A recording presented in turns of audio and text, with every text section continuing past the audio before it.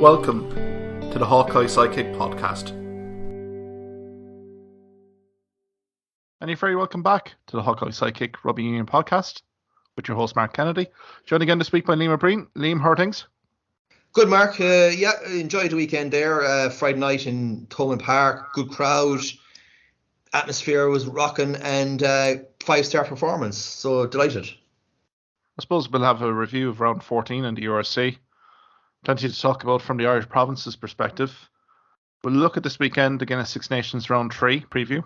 We'll also look at some fixtures outstanding that'll be taking place in South Africa at the weekend. And also we'll look at some contract news from Munster Rugby, Leinster Rugby, and also news breaking in Connacht of a head coaching appointment. I suppose, Liam, you were in Thomond Park on Friday night last to see Munster Rugby against Ospreys. We'd build this one up as being a bit of a playoff contending fixture. Far from it. Great performance from Munster, and what a rout. Look, I think we both tipped like the basic Munster would get the bonus point, but that it wouldn't be so easy as it turned out. 7 tries, 3 points conceded, and that was in the first 3 minutes, like the first penalty. Ospreys never looked like scoring after that, to be quite honest about it. But some brilliant performances, notably from Coombs, John Klein, Hodnett, and I suppose like in the backs, that centre partnership lit it up, definitely. Fekitoa and Frisch. It was all one-way traffic. I mean, probably competitive first, probably 9-10 minutes here, Liam. Ospreys, I suppose to be fair, if you're looking at video analysis this week, it wasn't half bad in terms of the first 8-9 minutes, but I suppose as soon as Gavin Coombs got the first try, the floodgates opened fairly quickly. And I suppose, can I get your viewpoint again? Or again, talking about officiating this high tackle, Bradley Davis and Roman Salanoa on 18 minutes. What was your viewpoint there? Was a yellow card issued? Did you feel it could have been more? Yeah, well, from what we saw in the stadium, it definitely looked like being more, without a shadow of a doubt. You hear these mitigating factors that he was going upwards, as if somehow that's a mitigating factor, No, again, look, and the great debate happens again now, as in what consistency is across the board in terms of what's going to be a definite yellow and what's a definite red. I thought it was probably a red card against Salanoa. It's hard to argue otherwise, in my view. I think it's hard to argue, but I suppose consistency, looking what happened the weekend before with Wayne Barnes in the Aviva Stadium, the Italian official on duty basically claimed that was medium, from the medium level, and gave it 10 minutes sin bin. Maybe he knew something that we didn't in terms of the Ospreys. God, heaven forbid, if Ospreys were down to 14 players for the duration of that match. I mean, it could have been an absolute cricket score. But I suppose, Liam, looking at the highlights for Munster, probably plenty to kind of be pleased about. Running lines, but I suppose Malachi Fekitoa, his performance, particularly in the opening half, really did catch the eye, along with Anton Frisch. The 12-13 partnership really bearing fruit here. Yeah, it's absolutely amazing partnership. To be honest with you, they look like one of the best partnerships in Europe right now, in terms of centre. And it is correct to have kind of the Fekitoa 12, Frisch 13, because I think it's fair to say Frisch is a bit more about him defensively as well, in that defensive channel. Then obviously, the pressure's off then for Fekitoa. So I mean, look, they were tremendous. We had Frisch setting off Fekitoa for his try. Then Fekitoa basically back of the hand to Frisch to set up his own try. But they were excellent, I must say. But I also thought, let's be honest with you, the game was over probably by 28, 29 minutes when Munster got their third try. Yeah, and then Carvery to wrap it up by 36 minutes was tremendous altogether. Yeah, I suppose probably pleasing aspect for Munster is Ospreys were there for the taking. At the start of the season, you might have seen Munster huff and puff, but not blow the house down. At least here we saw some cohesive running lines. We saw supporting line runners. We saw some cohesion in terms of Frisch and Fekitoa, particularly Fekitoa's hard running lines and supporting line from Frisch that we had called out for in previous podcasts here, Liam.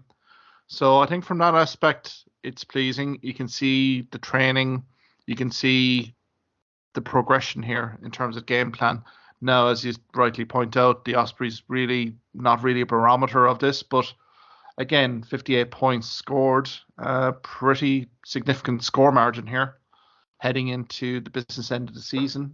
Kind of creates a nice little buffer here for Munster going into the remaining last 2 games in the homestand, starting with the Scarlets in 3 weeks. Yeah, and look, I mean, I keep saying this, but I mean, like, that first 4 or 5 games was a disaster. But since then, Munster have actually been the form team in the URC and one of the form teams even in terms of the European Cup, you know. So it's hugely positive going forward. In terms of the game, yeah, Coombs got an excellent hat trick. The guy is pretty much unstoppable from a few yards out, you know. And Zebo crowned the day as well with a very good finish, to be fair to him. And Paddy Patterson, who has a glorious opportunity now with the 2 guys with Ireland to really push for, at the very least, I suppose, a bench spot for Munster for their upcoming kind of big games as well. Absolutely, Nima. I think it was overall a brilliant performance, given the 3-week break as well. Sometimes you have a few cohesion issues, particularly between backs and forwards, but you wouldn't have known, given Munster's kind of real kind of on the front football. Yeah, Patterson's really kind of stood out, hasn't he, this season? It's been a great find. As you said, likes of Craig Casey, Conor Murray in Irish duty. It gives Patterson glorious opportunity to really impress Graham Rowntree, Dennis Leamy, Mike Prendergast, what he's capable of. I suppose, look, Liam, the fact of the matter is 776 metres gained by Munster during the 80 minutes. There was 215 passes during that. From those statistics alone, and given the try count here as well, I mean, overall, a great performance and really sending the team home pretty happy, I would say. I think we touched upon John Hodnett here. Liam, again, I think he's evolving with each game here with Munster Rugby, and I thought, again, a sensational performance from the Ross Carbery man again. Yeah, tremendous. Yeah, I have to put Klein in there as well. Yeah, I mean, Klein on his performances now, I mean, certainly is warranting a call up, surely. You know, probably ahead of maybe Treadwell. But in terms of Hodnett, he is an out and out groundhog, which, you know, when he's been missing, we have missed him dearly. Some of his carries is unbelievable. His turnovers. He was up there for me for man to match for sure. In an Irish context, I mean, look, Van der Fleer, and then look, it's probably between Scott Penny and Hodnett for next up, really. I think his game management has always been superb, but his kind of meters gained, particularly, it has been, you know, has really evolved in recent weeks. And I thought his offload for the Patterson try really did show maturity there from John Hodnett. 3 guys hanging off him. Yeah. I know. Exactly. He gets the offload away. Yeah. You know, just the player identification. Knew Patterson was in support and executed with aplomb. I suppose it'd be good to note as well, Ethan Coughlin gets his debut for Munster. How did you feel the youngster from Ennis got on during his cameo? Yeah, look, he kind of settled in well into the game. Didn't have a huge amount to do, I guess, but again, I'm not sure what the situation is in terms of Neil Cronin. So, I mean, Coughlin is surely the guy for that 4th choice scrum half spot, I'm guessing. In terms of what I saw during the game, and I knew this would nearly happen, Carbery went back to full back again when Healy came on. And I think, look, that's an option. That's a real option for us for the any knockout games in any competition between now and the end of the season. Possibly having Ben Healy as the 10, starting 10, and Carbery at full back.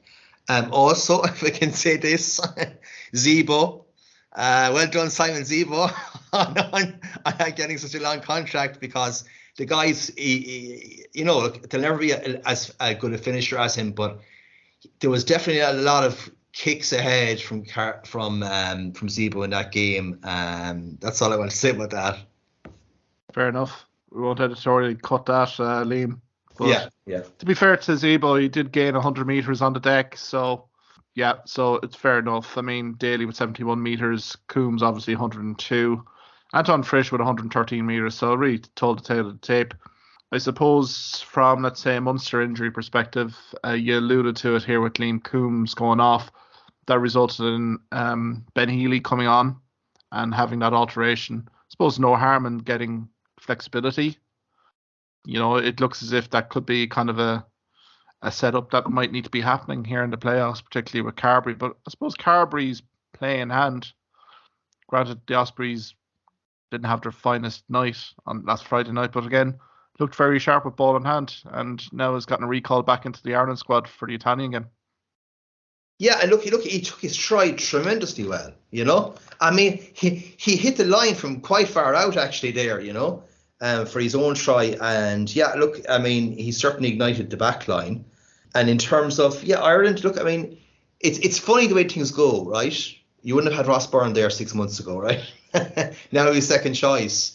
Now, though, you could almost make the argument for Carberry being on the bench against Italy, you know, in terms of his overall game management for coming on. But look, he's certainly in the mix, that's for sure. He's back in camp. He's there to kind of show Andy Farrell and the rest of the coaching staff how he's evolved, how he's progressed. Obviously, they've seen that Carberry's form has increased. So he's in there. He's in there competing with the likes of Jack Crowley and Ross Byrne, along with Johnny Sexton. So I think it's just rewards for Carberry having a few good solid weeks out of the Irish setup. Suppose, Liam, we could look at the Munster Rugby contract news while we're at the Irish province. Marquee headlines: Peter O'Mahony signing the 1-year extension until the end of the 2023-24 season. We also had prop depth chart reinforced by Stephen Archer and Dave Kilcoyne signing on as well for the 2023-24 season. And also Alex Nankerville also arriving to the ball club from the Chiefs in New Zealand. I was looking at Nankerville, 26 years old, injury-free, plenty to prove, I would say. Probably a good signing for Munster here to maybe potentially partner Antoine Frisch, given the news that Malachi Fekitoa is departing the Irish province after one season. Yeah, absolutely excellent signing. Young, ambitious, and I suppose key is injury-free. Has had no injuries up to now. A guy who's been, you know, Zeus in Maori, New Zealand A, highly rated at the Chiefs. He's been their centre for 5 years. So, like, you know, we're getting a real good quality player. Delighted to see the other three guys, O'Mahony, Archer and Kilcoyne, getting their 1-year deals. So that's pretty much the squad all wrapped up for next season. And delighted also to hear Graham Roundtree quash the rumours about Antoine Frisch heading off to France, considering that he has a 3-year deal. But like it was good to kind of put that sort of thing to bed as well. No, it was clinically put by Graham Roundtree. I think Antoine Frisch, you know, is fully settled in Munster Rugby. Nights like last Friday night will certainly help no end here. So I think from that perspective, I think you've nailed it here, Liam. I think we have the nucleus of the squad really nailed down for next season, particularly from, let's say, a front row perspective. We're looking at kind of our kind of more experienced players to come in. John Ryan coming back, obviously, from his Super Rugby exploits. So really solidifying depth chart, particularly in the prop situation. Like, I mean, for Kilcoyne, Stephen Archer, and also Peter O'Mahony, they owe nothing to the jersey here of Munster. But it's great to see them secure more time with them in the Provincial red jersey next season. So, look, I think exciting times. And I suppose for Malachi Fekitoa, it was delighted to see him and see his form progressively upturn here. So hopefully it'll be a good end of season for Fekitoa, that he can contribute nicely to the Munster Rugby cause. Again, I don't think we've seen the true value, the true worth of the player, given injuries and probably the game plan adjustments here. But again, I think we're seeing his true worth, particularly in the last few weeks here, Liam. We are indeed. And look, I mean, we have that nice centre partnership now up and running for the knockout games. And if we get good front football, those guys are going to do damage. There's no doubt about it. Yeah, like I mean, Fekitoa as a 12, I think it's a massive weapon in terms of front football. And I mean, you can see the cohesion, you can see the understanding from players around him now in terms of his tendencies, in terms of ball and contact. He's looking to offload at any given point. So I think players now have that confidence now to really synchronize with him. So I'm excited to see the end of the season here for Fekitoa.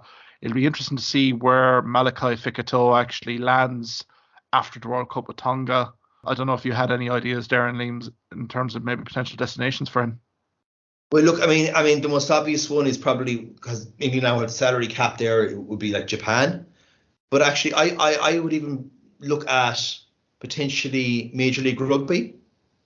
Hmm. Any of those cities there on the kind of the west coast that would have maybe an islander population, or even more so, the Pacifica team that is in Super Rugby. That would be probably ideal for someone like him. You know, those island guys, they eventually want to come back home, get a season or two there. It's be starting next February after the World Cup, so it'd be ideal for him in terms of time wise as well. Exactly, because with Tonga, he will look to fully commit to that. So yeah, best wishes to Malachi Fekitoa. The season's still alive for Munster and the players, so wish him well. And I think it's great news in terms of contract renewals here and for Alex Nankivell. Moving on from Munster, we'll kind of look on Friday night as well to Scotstoun and Glasgow Warriors. We'd mentioned last week in the podcast have been building a nice form guide heading in. They got the job done against an Ulster rugby side who kind of misfired, but a late John Cooney penalty here, salvaging a loser bonus point, could be pivotal come the playoffs here, Liam. Yeah, but I mean, also we could say Glasgow kind of made heavy weather of it as well. Like, I mean, half time was 5-8 to Ulster actually, and I suppose look they got a crucial try there, maybe 5 minutes from the end, from a maul to kind of give them a bit of breathing room essentially. But yeah, I mean, Glasgow, they're motoring now. They're in form. Would be my bet for the fourth spot in the URC table. Yeah, I think we can talk about the fixture list in a few minutes, but I suppose the weather wasn't great in Scotstoun. I suppose the February in Glasgow, not really, but I suppose Glasgow really showed their aggressive game calling straight away, didn't they? They really turned down successive penalties, hit for the corner, and I suppose there were missed opportunities there for Glasgow Warriors. So I think all credit to Ulster Rugby. They stood resolute defensively, particularly in that opening period. And Sheridan's try really and Doak's penalty really having that 8-5 advantage at the break. But I suppose here we go again here, Liam. Again, it was like Glasgow kind of upped the ante a little bit, particularly in that third quarter. Tries ensued from Dempsey and also Brown as well from a maul try. So, I mean, from that perspective here from Ulster, the pressure did toll eventually here.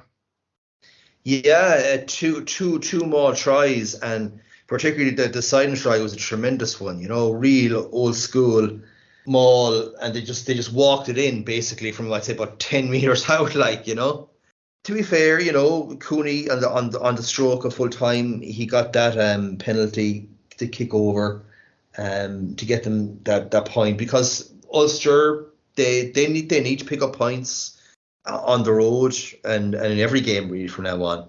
But Ulster, you know, their season it's kind of up and down, and now they're coming to the most difficult part in terms of trying to hold on to a top four spot really. Yeah, it's really closed up, hasn't it? This top four battle now. The likes of the Bulls, Ulster Rugby, they've been hauled in essentially. It's all to play for going in down the stretch. And I mean, it's no disgrace losing to Glasgow Warriors. Glasgow now are 10 games unbeaten in all competitions. And that's my statement at the start of this segment in terms of Glasgow really building a nice form line here. And I mean, if you look at Glasgow's fixtures coming up, I mean, you have the despair fixtures from start of season coming in here. Glasgow travel to Johannesburg to face a Lions team that are struggling at the moment. They're at home to Zebre. There's a real kind of playoff field fixture in Towan Park with Munster on the 23rd of March. They're at home to Dragons and home to Connacht. I mean, Liam, it really does reinforce your point here that Glasgow have a glorious opportunity here to really secure a top 4 berth here in the playoffs. Yeah, you kind of tipped them to win 4 of those 5 games anyway, wouldn't you, really? You know, so you're talking about, look, you have Leinster and Stormers are just away with it, right? So, Glasgow are there, going to be thereabouts. Probably Sharks as well. Sharks have a few games in hand as well, so that's probably going to make a difference as well. But so that's why, Ulster basically have to keep getting those wins. They travel to the Sharks, South Africa, this weekend away. Given the Sharks' performance against the Lions last weekend, confidence has been boosted, obviously, in the Sharks camp. So, that's a tough task for Ulster. They then travel to Cardiff away. Bulls at home, which I think has massive playoff ramifications. They've Dragons at home and Edinburgh away. So, I mean, that's a tricky fixture list here for Ulster Rugby to negotiate, even to kind of get some form going heading into probably the Heineken Champions Cup against Leinster, but B, securing as high as standing as possible going into the playoffs. As you said, the Sharks away, and then last game, Edinburgh away as well. So, yeah, I mean, look, not easy in terms of keeping the top 4 spot. I think the top probably 7 spots are probably very well locked in. It's just a question of, do you end up going to 7th place and go for a tough away fixture, or are you going to try and keep on to the top 4? Exactly. So, look, let's go back to Ulster, because, I mean, I'm just wondering in terms of personnel issues here within the squad. The sight of Marcus Ray and also Jake Flannery lining out for Ballynahinch last weekend in the AIL, I don't know what that's painting to you, Liam, in terms of maybe Ulster squad.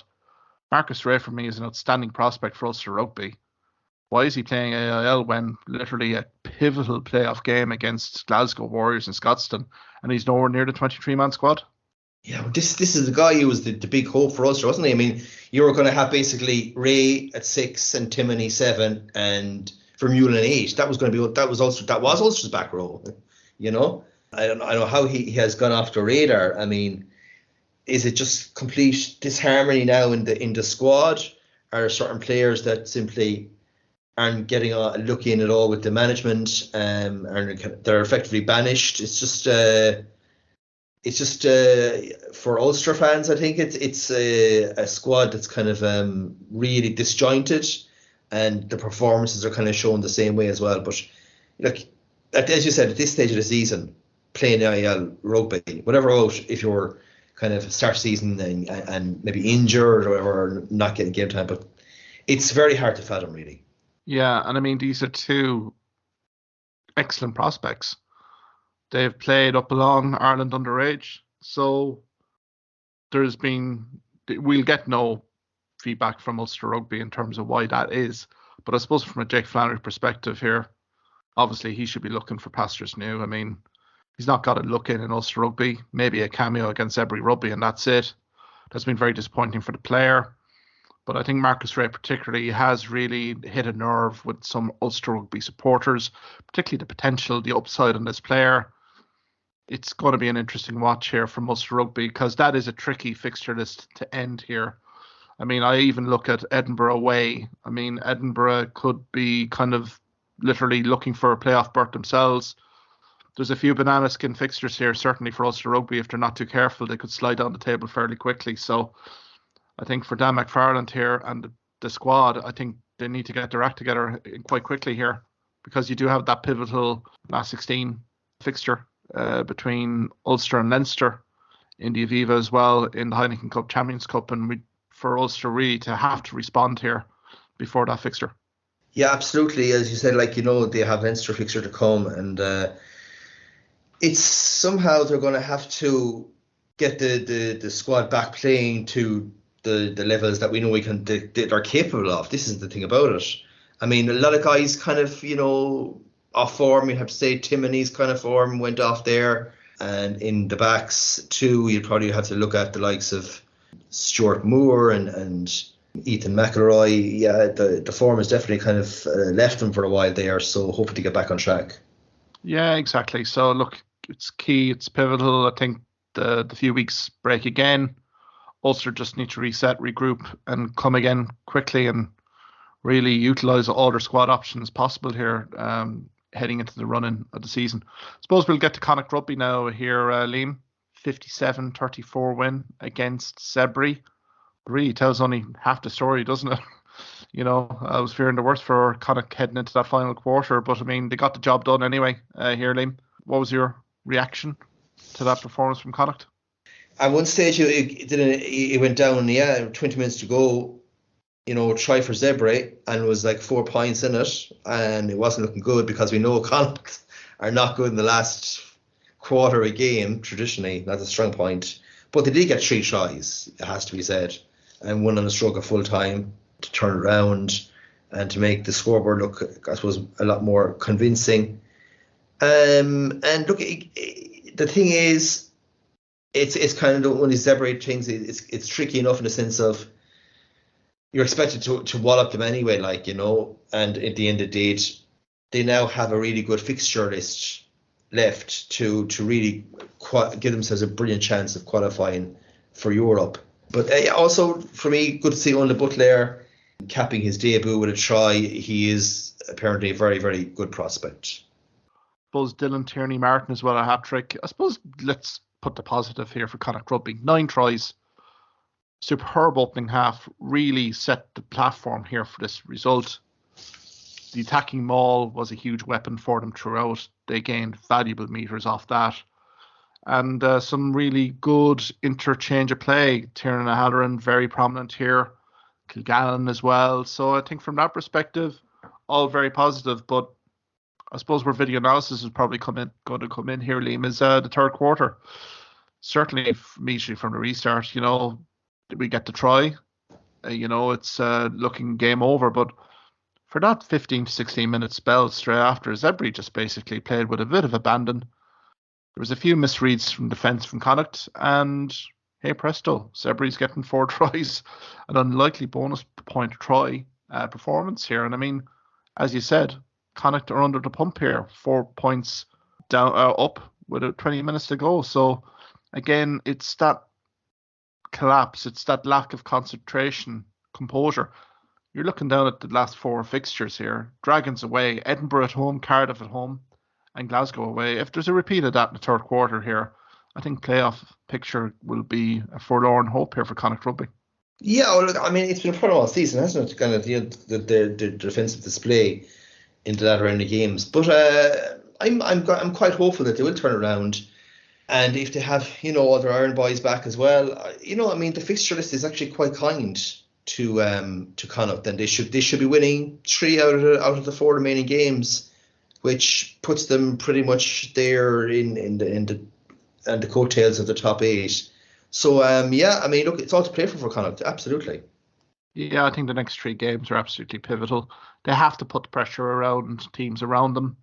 I'm just going to call this out. Dragons away could be a potential banana skin. You may kind of scoff at that, but I think Dragons, particularly against Leinster, the 43-14 loss here, Dragons actually played some good stuff on the night. And I mean, from a Connacht perspective here, I think that's a fixture that Munster Rugby found to their cost at the start of the season. If they don't approach the game properly, they could get turned over. And then they have the 2 key fixtures against Edinburgh, who are going to be on playoff. They're probably in playoff mode as we speak, given their heavy loss to Scarlets. And Cardiff as well are pretty much in playoff mode, knowing that another loss here down the stretch could be fatal for their playoff chances. So, I mean, all's not lost here for Connacht. They had a tough start of the season. The redevelopment of the sports ground, the pitch, meant that they had to travel. So they're coming back into form. So credit to them. They've put themselves into position, 8th place at the moment. So it is going to be interesting just to see how this team evolve. And I mean, I think for Connacht, they are a springtime, summertime team, given the brand of rugby that they're playing. So I'm excited to see where Connacht are, but there are some flaws here in terms of composure. Trying to produce a consistent 80-minute performance really hasn't been achieved yet. So I think for the management staff here at Connacht, a few weeks to really iron out some issues here ahead of that crunch 3-game homestand. Yeah, absolutely. And I think, look, I'd be hopeful that they'll also will select the likes of Bundy Aki when he comes back. I mean, you have to select your best players. You have to get your victories. in spite of the fact that there's upheaval in terms of coaching and in terms of the coaching team and in terms of player contracts, I think Connacht can go in very confident into the remainder of the season. No, absolutely. And I think, it's testament to the squad, the management. They haven't lost belief here. And they put themselves in position here to really secure a playoff berth here. So it's all pointing here to Connacht Rugby to really kind of put the front foot forward. I suppose you're talking about backroom staff here. As we went on air here, Liam, news that Pete Wilkins is going to take over from Andy Friend at Connacht. What's your immediate reaction to that? Well, it's probably the same reaction that a lot of Connacht fans would have, kind of a one of not overly excited, because I suppose, look, he is a very good hands-on coach and he's been there quite a while. I wish him all the best, obviously. We'll see how he gets on in the next few seasons. I think that he was also he was defensive coach, and then when Andy Friend moved up and became director of rugby, he's basically has been the de facto head coach anyway. So I wish him all the best going forward. Yeah, look, he has vast experience. He's worked at Edinburgh. He's worked at Queensland Reds. So he's gone around the globe really honing his coaching talent. So, I mean, he got promoted to senior coaching role here in 2021. He got a further promotion to head coach in 2022. So let's be brutally honest here. I called it there a few months ago. I felt that this would be an in-house appointment. It certainly has proved, and I wouldn't probably stretch this, that he's probably being kind of working very closely with Andy Friend in some sort of succession or transitional process here in previous months, really kind of getting a sense of the role that Andy Friend has held in this province. And I mean, from Andy Friend's perspective, the next few weeks really will define in terms of where Connacht are going, in terms of the legacy, in terms of the progression on and off the field. So I think that will be an interesting appointment. But the only thing here, Liam, is that there is going to be some backroom departures, most notably Deval Sinikal, who has done an awful lot of good work in terms of from a forward pack perspective. He's moving away from Connacht to go to French Pro 2 side Annex. And Ian Mossy Lawler, obviously, we'd previously discussed this in a podcast a few weeks ago. He'll be the skills coach for Munster Rugby. So there will be a changing of the guard here in terms of the coaching setup, new faces, new voices. So it's going to be, I hate to say that word transition, but there will be net new backroom staff coming in here to accompany Pete Wilkins. So it's going to be interesting to see how the ethos, how the game plan really evolves under Pete Wilkins. So with that, the last province to take to the field last Saturday was Leinster Rugby. Leo Cullen, head coach of Leinster, called this a patchy performance, but still there was sufficient quality here to beat a Dragon side that had plenty of ample opportunities here, particularly in the Leinster 22, to get more than 14 points. But Leinster scoring 43, again, looks a routine win here, Liam, and really 14 from Leinster consolidates top berth and really nails down that top seat for Leinster Rugby in the process. It certainly does. And look at a young Leinster team. I just saw some of those highlights, and it kind of doesn't tell the tape of the whole game, where actually the Dragons had quite a bit of ball, should have scored it way more than one try. I think it was just a case of they were spilling balls in the line and knocking on balls, and so they were competitive actually during the course of the game. I guess it's just a question that it doesn't matter for Leinster, when you have the likes of your Ruddocks, when you have your likes of your Scott Pennies there, your Jordan Larmers, just quality backup players really. And in fairness, the selection was a mix of academy, fringe, and players really looking to impress Lancaster, Leo Cullen here, head of more crucial fixtures. And I suppose the negative here for Leinster Rugby is probably the amount of times that they gave Dragons opportunity within their 22. But I suppose the pleasing factor here as well was how they basically defended for a large majority of the game, given that the Dragons had 58% territory and 53% possession. It's not every day you kind of hear those stats against Leinster Rugby, typically in a URC fixture. But I suppose 7 tries from Leinster. I thought Jimmy O'Brien was very prominent here, Liam. He beat 5 defenders, 4 offloads here. Again, you've talked about Jordan Larmer, looking very sharp. And I suppose the man at the moment here, Scott Penny, I thought coming in really was very prominent. He had a match high 19 tackles, 9 successful carries. So I suppose a guy here that we have rated in this podcast for many an episode. And I suppose the Ireland call-up here, maybe probably more experienced than anything else. But he certainly has delivered. Yeah, absolutely. But this is a guy, I mean, who is probably second only to Van der Fleer in terms of open side in the country, and who oftentimes doesn't make the matchday 23 for Leinster. That's just the fact of the matter. But he's a tremendous open side, built physically, just absolute turnover king, strong over the ball, great link man, often scores tries at the end of moves. I mean, just, absolutely, and well-deserved a call-up to the Irish squad, it must be said. Yeah, because I heard an awful lot of consternation regarding the selection. Who are we to judge Andy Farrell in the selection panel here of the management on the selection? Because obviously they've seen the ability, they see the potential of Scott Penny. He fits into that dynamic attacking system that Ireland are trying to employ, very, like Leinster. And I mean, as you say, he's an out-and-out 7. So no harm in bringing Scott Penny in here to reevaluate him, integrate him into the squad, just to see how he reacts. So I think there's an awful lot of upside here. No likes of John Hodnett there. I suppose the guy that's probably missing out most here is Nick Timoney. Probably thinking that he'd probably be expecting a call, but I suppose it's showing the fluctuations and inconsistency in form in Ulster that he doesn't make it. But I mean, from a Scott Penny perspective, it's he'll take the opportunity with both hands, no doubt. So, we're looking at the Leinster playoff fixtures coming up. I mean, the Edinburgh away, the Stormers at home actually looks a very intriguing game, Liam. Just, I'm more intrigued about the Stormers. Who are they going to basically bring over on the flight to Dublin?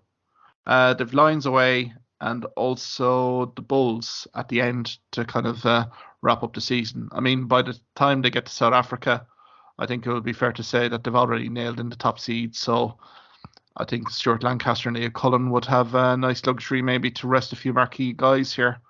But I mean, from an Leinster perspective here, to keep on rolling, it's a very impressive season so far. But tougher challenges lie ahead here, Liam. They do indeed. And look, essentially when it gets to the playoffs, the only thing you can say is that they're not tested during the entire season in the URC. And it has to affect you once you reach the real cut and thrust of almost cup rugby, to not have got that contest at all this season. Yeah, look, I agree with you absolutely for the Lions away and the Bulls. They will certainly go with academy players. For Stormers at home, I mean, look, there's pride in terms of wanting to consolidate the top of table, and that would almost certainly, a win there will mean that the Lions and the Bulls fixtures will be really immaterial results wise. Yeah, I'd agree with you there, Liam. To be fair, I think they could even I think they've already locked in top seed, really, to be perfectly fair. But I think that Edinburgh away, if they could get a result there against Edinburgh, in Edinburgh, I think it's pretty much locked in. They're locked in already, to be perfectly fair. But yeah, from a Dragons perspective, again, some nice kind of attacking cameos. I know JJ Hanrahan scores a try in the second half, but again, at no stage did you feel that Dragons are anyway near causing an upset here. And I mean, Leinster have some, good moments to basically review on this game tape, but also I think the number of 22 incursions by Dragons, I think, will have alarmed Cullen and Lancaster. That can't be let to kind of fester here, heading into a kind of a crunch period for them in the season. So, yeah, congratulations to Leinster as well on an incredible season so far. And I suppose with Leinster Rugby, the contract news that Hugo Keenan has signed a new 3-year deal here, Liam. Thoroughly deserved for the Ireland fullback and Leinster fullback. Absolutely. I mean, this is the form fullback in World Rugby right now, and it also basically states that he's now one of the senior Irish players as well, and they really are believing in him and investing in him with a 3-year deal. He's the Irish fullback for many years to come. Delighted for him that he has just become blossomed into a world-class talent, actually. Got to remember when Rob Kearney was leaving stage left, we were really kind of trying to figure out who the successor to the crown was in that fullback role, and Hugo Keenan had been starting off as a back three, particularly on the wing, but my God, has he made that fullback role his own? He's just completely and utterly developed into a world-class fullback. You know, he's running lines, he's so accurate under a high ball, he's completely solid defensively, great game reader, superb boot as we saw against France in the Aviva with the 50-22. So very tactically astute. He ticks all the boxes here, Liam, and again, it's just desserts here for Keenan. He's seen as an important cog fulcrum of this Ireland side going forward in Leinster as magnificent news, and really congratulations for Hugo Keenan. I suppose we can leave it there on the URC. I suppose, can we get maybe 2 quick predictions from you this weekend? All the actions down in South Africa, the 2 fixtures. First game, Sharks versus Ulster.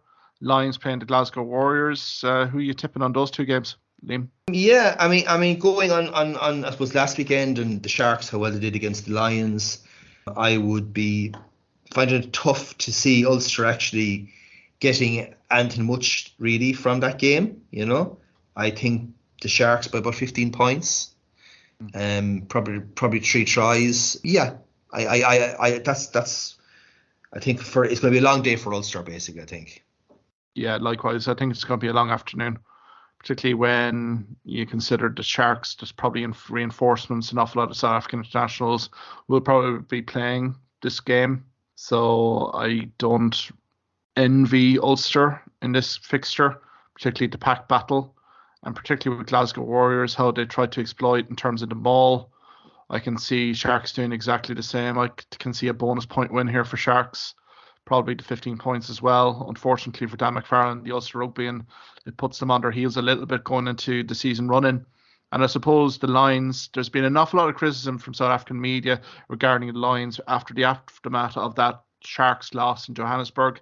Again, amount of possession and territory, but no real attacking guide or cohesion. They face a Glasgow Warriors side playing pretty well at the moment. Do you fancy Glasgow Warriors for a win here, Liam? Well, it's still a rarity, isn't it? For sides to go to South Africa and win, it's still quite rare. But yes, I very much think that Glasgow will put the Lions to the sword. Yeah, I mean, the Lions, you know, did a very good season last season. Began this season incredibly well. If we remember, they had away wins, and then they had 3 away wins. I mean, like, tremendous. But since then, nosedived for them completely. I would go with Glasgow to get the 4 try bonus point. Yeah, I'd also probably would go with the Lions to get the 4 tries as well. But 10-point win for Glasgow, I reckon. I was about to say, I think it's going to be a very high scoring game here, because Lions are very capable on their day to really pose problems. We saw that with Munster last season down in Johannesburg as well, in a very high scoring game. I suppose Glasgow Warriors, with the logistics, with the travel, jet lag, everything else taken into account, this is a team, Lions, that they're going to have to respect entirely here. But given the form that the Glasgow Warriors have been showing in recent weeks, I think there's a massive opportunity of them to consolidate a top 4 berth. I think a bonus point, maybe a 5-7 point win here. I think here, Liam, I think it might be closer than what you think here. But look, I think that could be a very high scoring game. Suppose we'll leave the URC. The other games in round 15 will be kicking off then in 2 weeks' time after that. So we'll have a review there. Thank you for listening to this podcast episode. If you liked what you heard in this podcast, why not subscribe to the Hawkeye Sidekick podcast on either Amazon, Spotify, YouTube or Twitter platforms. You can also follow me at Hawkeye Sidekick on Facebook and Twitter for the latest sporting opinions, articles and reports.